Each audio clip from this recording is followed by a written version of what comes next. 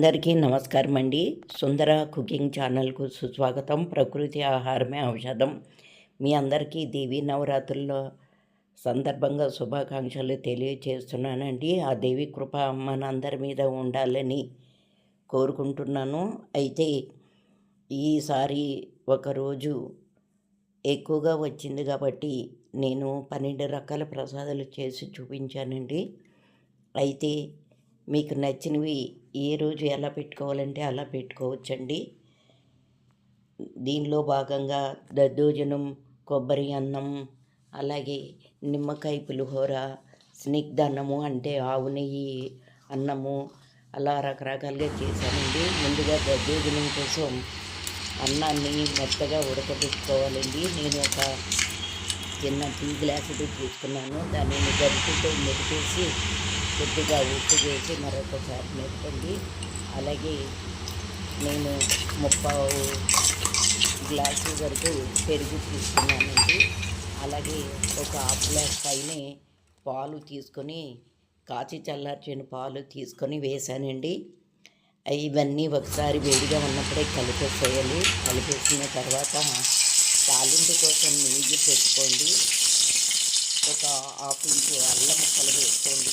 ఒక tea spoon మిరియాలు వేయాలండి. 7-8 జీడిపప్పులు, ఒక హాఫ్ టీ స్పూన్ కానీ పావు టీ స్పూన్ కానీ ఇంగువ వేయండి. ఈ తాలింపునంతా దద్దోజనంలో వేసేసి కలయి తిప్పి ఒకసారి పక్కన పెట్టుకోండి.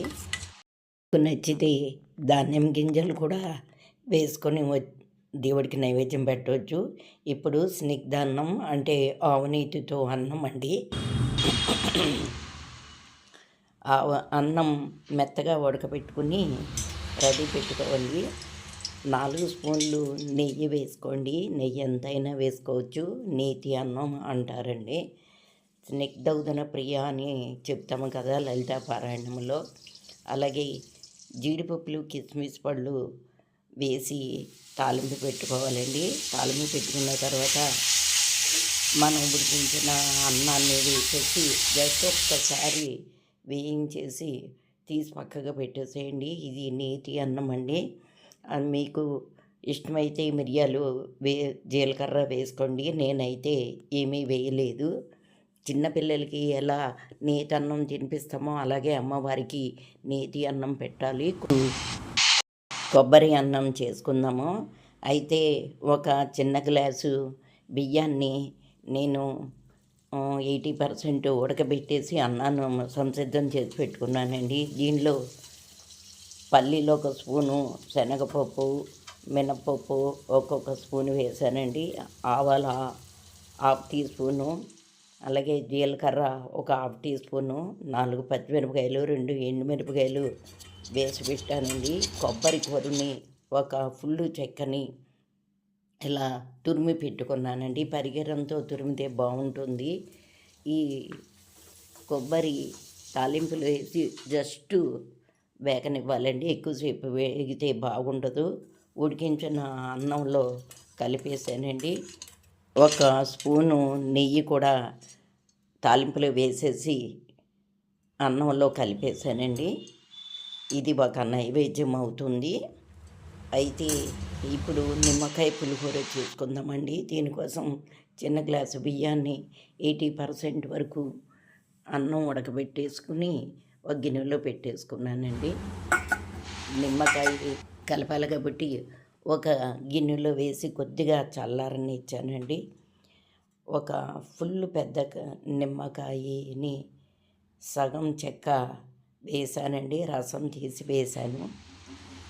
కొద్దిగా ఉప్పు కలపాలండి. ఈ నిమ్మకాయలోనే కలిపితే బాగుంటుంది. నిమ్మకాయలోనే కలిపేసి అన్నంలో పోసి ఒకసారి కలిపి తిప్పి పెట్టేసిన తర్వాత తాలింపు రెడీ చేసుకున్నానండి.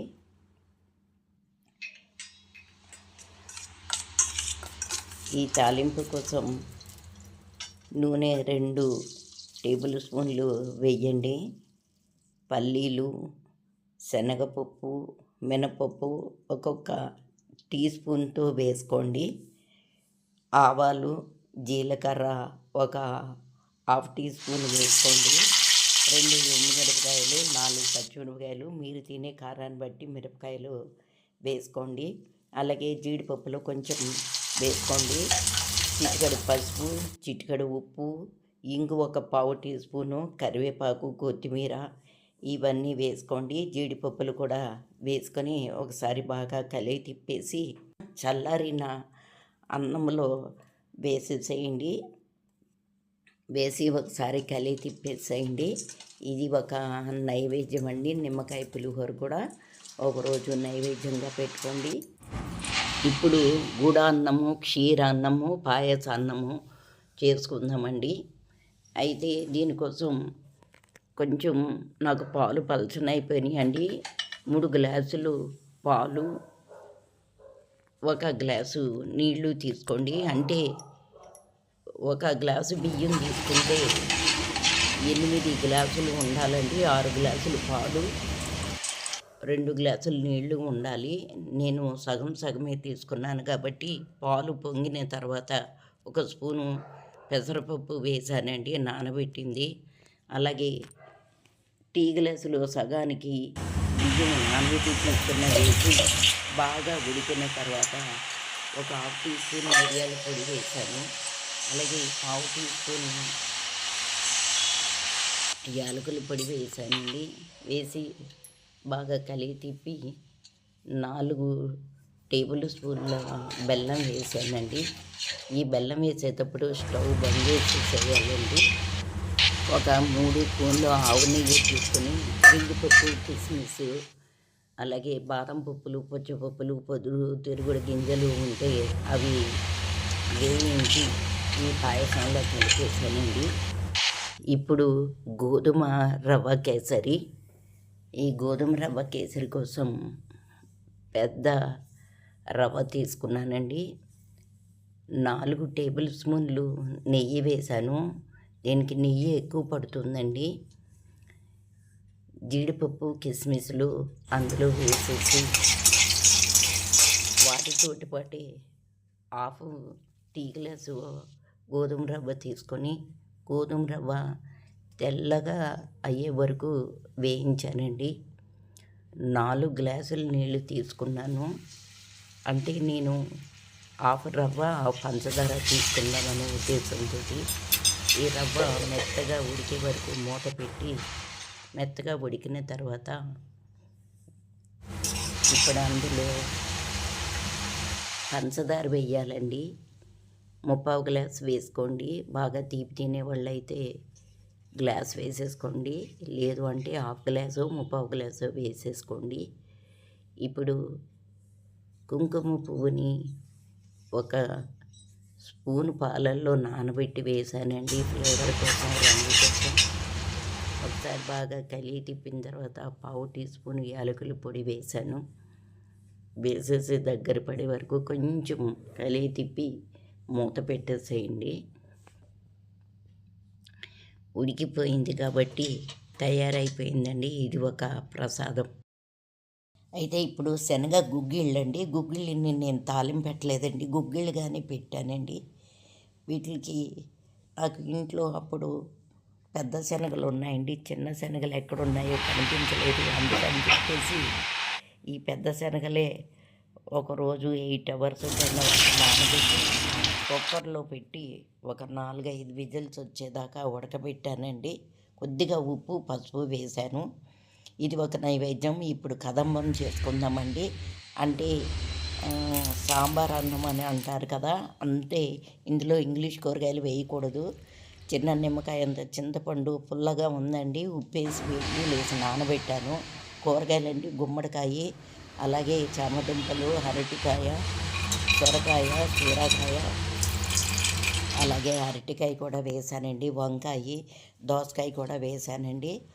దీనికి 1 గ్లాసు కందిపప్పు నానబెట్టాను, 1 గ్లాసు బియ్యం నానబెట్టానండి, 4 గ్లాసులు నీళ్లు పోసానండి. నీళ్లు పోసి కొద్దిగా ఉప్పు వేసి, కొద్దిగా పసుపు వేసి కుక్కర్లో 4 విజిల్స్ వచ్చేదాకా ఉంచానండి. మీరు మెత్తగా తింటాను అంటే 4 ఉండి, లేకపోతే 3 విజిల్స్ పెట్టుకోండి.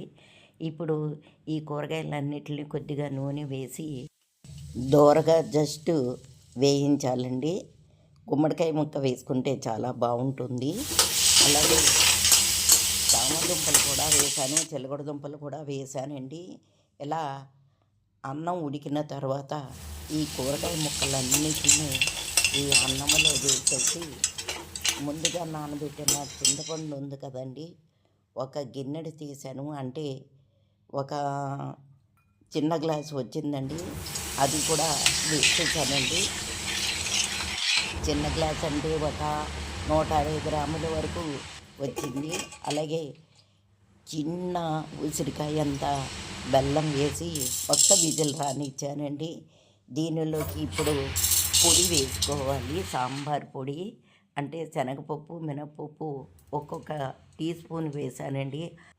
జీలకర్ర పావు టీ స్పూన్ వేసాను. 3 లవంగ మొగ్గలు, చిన్న దాల్చిన చెక్క ముక్క వేసానండి. ఇవన్నీ వేసి 4, 5 ఎండుమిరపకాయలు వేసుకోండి మీ కారానికి తగ్గట్టు. ఇందులో కారం వేసే కన్నా ఎండుమిరపకాయలు వేస్తేనే బాగుంటుందండి. ఒక హాఫ్ టీ స్పూను ఇంగువ వేసాను. అలాగే ఒక టీ స్పూను ధనియాల పొడి వేసానండి. చిటికెడు మెంతుల పొడి వేసానండి. వేసి మిక్సీ పట్టేశాను. ఈ పౌడర్ చేసిన ఈ పౌడర్ని ఈ అన్నంలో వేసేసి కలయి తిప్పి మరొక్కసారి కొద్దిగా ఉడకనిచ్చానండి. కొబ్బరి పొడిని నేను కొంచెం కారంతో కలిపిన ఎండు కొబ్బరి పొడి ఉందండి, కాబట్టి ఒక టేబుల్ స్పూన్ వేసానండి. కదంబం తాలింపుకు కూడా ఎక్కువ నెయ్యి పడుతుందండి. 3 టేబుల్ స్పూన్లు నెయ్యి తీసుకున్నాను. కొద్దిగా నూనె కూడా తీసుకున్నానండి. శనగపప్పు, మినపప్పు ఒక్కొక్క స్పూన్ చొప్పున వేశాను. కొద్దిగా ఆవాలు, జీలకర్ర, అలాగే నెయ్యి కొంచెం ఎక్కువ పడుతుంది కాబట్టి ఎక్కువే తీసుకోండి. అలాగే 4 పచ్చిమిరపకాయలు, 2, 3 ఎండుమిరపకాయలు, కొద్దిగా ఇంగువ, పసుపు వేసి కరివేపాకు, కొత్తిమీర వేసి ఈ ఉడికిన కదంబంలో వేసేసి ఒకసారి కలిగి తిప్పండి. దీనిలో మామూలుగా అయితే బూందీ కూడా నంచుకుని తింటారండి. ఇప్పుడు అల్లం గారెలు చేసుకుందామండి. ఈ అల్లం గారెలు చేయటం కోసం పొట్టు మినపప్పుని ఒక 7-8 గంటలు నానబెట్టి పొట్టంతా తీసేసి జాలి గుట్టలో నీళ్లు వడబోసేసిన తర్వాత మిక్సీలో వేసానండి. ఒక పావు టీ స్పూన్ ఉప్పు, అలాగే ఒక హాఫ్ ఇంచు అల్లం ముక్కలు వేసానండి. కొద్దిగా జీలకర్ర కూడా వేసి మిక్సీ పట్టేశాను. మిక్సీ పట్టేసిన తర్వాత కొంచెం నీళ్ళ తడి చేసుకుని నేను చేతితోనే గారెలు వేసేస్తానండి. లేదంటే అరిటాకు పైన కానీ లేదంటే పాలకూర మీద కానీ గారెలు వేసుకోండి. ఈ విధంగా నూనె కాగిన తర్వాత గారెలు వేసేసానండి. మీడియం ఫ్లేమ్లో పెట్టి వేపుకోవాలి. ఇవి కొంచెమే చేశానండి. మీరు మీ ఇంట్లో వాళ్ళకి సరిపడగా చేసుకోండి. ఈ గారెలు వేసిన తర్వాత కొద్దిగా వేగిన తర్వాత వాటంతటా అవే ఇలా వేగి పైకి తేలిన తర్వాత తిరగవేయండి. ఈ అల్లం గారెలు కొందరు చిల్లు లేకుండా చేస్తారండి, కొందరు మధ్యలో హోల్ పెట్టి చేస్తారు. మీ ఇష్టం వచ్చినట్టు చేసుకోండి. అట్టి పొంగలి, పులిహోర మొన్నే పెట్టానండి. దుర్గా శరన్నవరాత్రి శుభాకాంక్షలతో సర్వేజన సుఖినో భవంతు.